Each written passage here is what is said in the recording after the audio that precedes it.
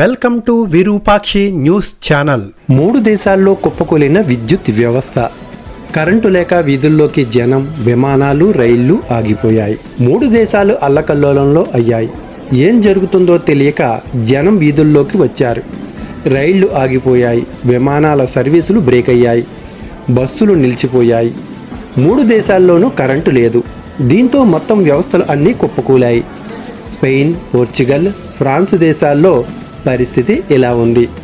2025వ సంవత్సరం ఏప్రిల్ 28వ తేదీ ఉదయం ఈ పరిస్థితి తలెత్తింది. స్పెయిన్, పోర్చుగల్, ఫ్రాన్స్ దేశాల్లో విద్యుత్ వ్యవస్థలు కుప్పకూలిపోవడంతో ఏం జరుగుతోందో కూడా అర్థం కాని పరిస్థితుల్లో జనం గందరగోళానికి గురయ్యారు. అసలే డిజిటల్ యుగం. ఏం కావాలన్నా చేతి మునివేళ్లతో స్క్రీన్ మీద టచ్ చేస్తే చాలు, క్షణాల్లో జరిగిపోయే పరిస్థితి ఉన్న రోజుల్లో కరెంటు లేకపోతే ఎంత గందరగోళం క్రియేట్ అవుతుందో ఈ 3 దేశాల్లో పరిస్థితి చూస్తే అర్థమవుతుంది. సోమవారం ఏప్రిల్ 28వ తారీఖు స్పెయిన్, పోర్చుగల్, ఫ్రాన్స్ దేశాల్లో కరెంటు కట్ అవటంతో ఆయా దేశ రాజధానులు స్తంభించిపోయాయి.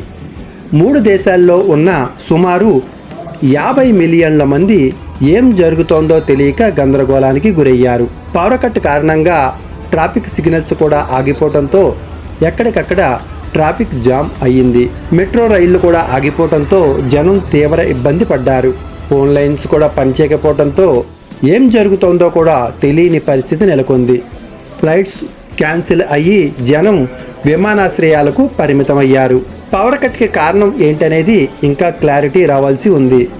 డొమెస్టిక్ మీడియా ప్రకారం యూరోపియన్ ఎలక్ట్రిక్ గ్రిడ్లో సమస్యలే పవర్ కట్కి కారణమని తెలుస్తోంది. సౌత్ వెస్ట్ ఫ్రాన్స్లో అగ్ని ప్రమాదం వల్ల హై వోల్టేజ్ పవర్ లైన్ దెబ్బతినటం కూడా కారణమని తెలుస్తోంది.